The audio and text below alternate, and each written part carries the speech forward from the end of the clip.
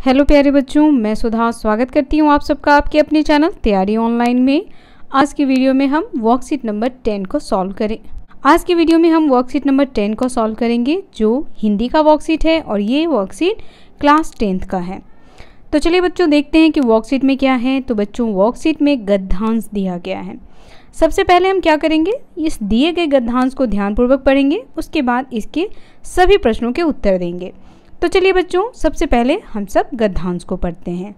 वास्तव में मनुष्य में सद और असद दोनों प्रकार की मनोवृत्तियाँ होती हैं। सद कहने का अर्थ है बच्चों जो मन में अच्छी भावनाएं होती हैं, उसे हम सद्वृत्ति कहते हैं। और असद यानी जो मन में विकार उत्पन्न होता है, जो बुरी भावनाएं आती हैं, उसे हम कहते हैं असद। तो ये दोनों वृत्तियाँ मन में पाई जाती है। दूषित प्रवृत्तियों पर नियंत्रण करना और सद्वृत्तियों को बढ़ावा देना सुखद मनुष्य जीवन के लिए आवश्यक है। अब देखिए, दूषित प्रवृत्तियां यहाँ पे इसलिए कहा गया है बच्चों क्योंकि हमारे मन में दोनों मनोविकार हैं, सद भी है और असद भी है। तो हमारे मन में अच्छे भावनाएं भी आती हैं और बुरी भावनाएं भी आती हैं।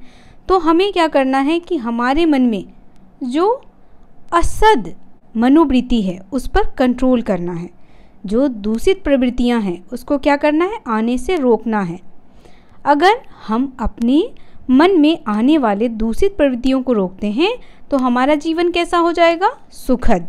साहित्य इस काम को बहुत प्रभावी ढंग से संपन्न करता है। साहित्य ही मनोविकारों के रहस्य खोलकर सद्वृत्तियों को जगाता है। साहित्य को कहा जाता है बच्चों समाज का दर्पण। समाज में होने वाली अच्छी बुरी सभी चीज़ों को वह हमें दिखाता है। इसीलिए साहित्य को क्या कहा गया है, समाज का आईना कहा गया है। सत्य को रसों द्वारा जितनी आसानी से प्राप्त कर सकते हैं, ज्ञान और विवेक द्वारा नहीं कर सकते। सत्य हमें रसों के द्वारा प्राप्त होता है, ज्ञान और विवेक से इतनी आसानी से हम उसे हासिल नहीं कर सकते। साहित्यिक मस्तिष्क की वस्तु नहीं है, हृदय की वस्तु है। साहित्य किसकी वस्तु है बच्चों, हृदय की, मस्तिष्क की नहीं है। जहाँ ज्ञान और उपदेश सफल होता है वहाँ साहित्य आसानी से सफल हो जाता है। यही कारण है कि धर्माचार्य अपने श्रोताओं को प्रभावित करने के लिए साहित्य की सहायता लेते हैं। यहाँ पे धर्माचार्य कहा गया है, यानी जो धर्म की बातें बताते हैं वह किसकी सहायता लेते हैं, साहित्य की। और साहित्य की सहायता लेकर के ही वह अपने श्रोताओं यानी उनकी बातों को जो सुनते हैं, उनकी बातों को जो मानते हैं, उनको वो उस तरीके से प्रभावित करते हैं। साहित्यकार के भावों में इतनी व्यापकता होती है कि विश्व मात्र की आत्मा से उसका ऐसा तादात्म्य होता है कि प्रत्येक प्राणी अपने को उससे जुड़ा हुआ पाता है। ऐसा लगता है जैसे हमारे जीवन में ही वो सारी चीज़ें हो रही है। साहित्य अपने देश काल से प्रभावित होता है।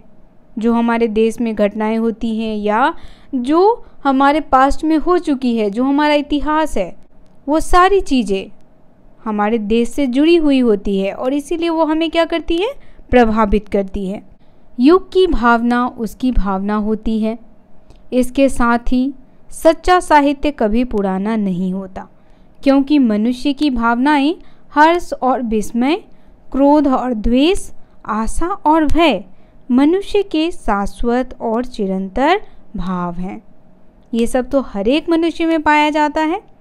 मनुष्य के अंदर हर्ष भी है और विस्मय भी है, क्रोध भी है और द्वेष भी है, आशा भी है और भय भी है। ठीक है, यही कारण है कि उच्च कोटि की प्राचीन साहित्य हमें आज भी प्रभावित करता है। जैसे हम रामायण की कहानी, जैसे हम रामायण पढ़ते हैं, महाभारत पढ़ते हैं, तो उन सारी चीज़ों से हम क्या होते हैं, प्रभावित होते हैं। और वो सारी चीज़ें हमें क्या करती हैं, बहुत सारी चीज़ें सिखाती हैं। तो ये था बच्चों हमारा गद्यांश। अब चलिए हम देखते हैं गद्यांश से संबंधित प्रश्न। पहला प्रश्न हमारा है, उपर्युक्त अनुच्छेद में मनुष्य में किन दो प्रकार की मनोवृत्ति की बात की गई है। तो बच्चों अभी हमने पढ़ा है कि कि मनुष्य के अंदर दो प्रकार की मनोवृत्ति होती है। कौन कौन सी होती है? तो देखिए इसका उत्तर आप यहाँ से लिख सकते हैं। सद और असद, ये दो प्रकार की मनोवृत्ति जो है वो मनुष्य के अंदर पाई जाती है। दूसरा प्रश्न देखिए, दूसरा प्रश्न है सुखद मनुष्य जीवन के लिए क्या आवश्यक है? तो देखिए सुखद मनुष्य जीवन के लिए आवश्यक है कि हमें क्या करना है? अपनी दूषित प्रवृत्तियों पर नियंत्रण करना है और सद्वृत्तियों को बढ़ावा देना है। जब हम ऐसा करेंगे तो क्या होगा? हमारा जीवन सुखद होगा। ठीक है, तो ये हो गया आपके प्रश्न संख्या 2 का उत्तर। तीसरा प्रश्न आपका है निम्नलिखित शब्द हर्ष, विस्मय, द्वेष, क्रोध के अर्थ को लिखिए। हर्ष यानी खुशी। विस्मय शब्द का अर्थ होता है बच्चों अचंभा, आश्चर्य। द्वेष, जब हम किसी के लिए अपने मन में बुरी भावनाएं लाते हैं उसे हम क्या कहते हैं? द्वेष, जलन। क्रोध यानी गुस्सा। तो ये हो गया इनका अर्थ। क्वेश्चन नंबर 4 देखिए, साहित्यकार शब्द साहित्य प्लस कार से बना है। कार प्रत्यय लगाकर ऐसे 4 शब्द आपको बनाने हैं। तो बच्चों कार प्रत्यय से आपको 4 शब्द बनाने हैं। पहला हो जाएगा, आप यहाँ देख रहे हैं साहित्यकार। दूसरा हो जाएगा आपका उपकार। तीसरा आप लिख सकते हैं परोपकार। और चौथा शब्द आप स्वयं लिखें। चलिए अब हम एक और क्वेश्चन है हमारा 5वां, देखते हैं क्या है। साहित्य की किस विद्या में आपकी रुचि अधिक है? कहानी या कविता में? अपने मन से किसी कहानी या कविता का निर्माण कीजिए। तो बच्चों आप हमें बताएं कि आपको कहानी पढ़ना सबसे ज़्यादा अच्छा लगता है या कविता पढ़ना? आपको जो भी अच्छा लगता है आप हमें कमेंट करके अवश्य बताएं और इसका आंसर आप स्वयं लिखें और हमें बताएं। तो मिलते हैं आपसे इसी प्रकार के वर्कशीट के साथ, तब तक के लिए आप सभी का धन्यवाद।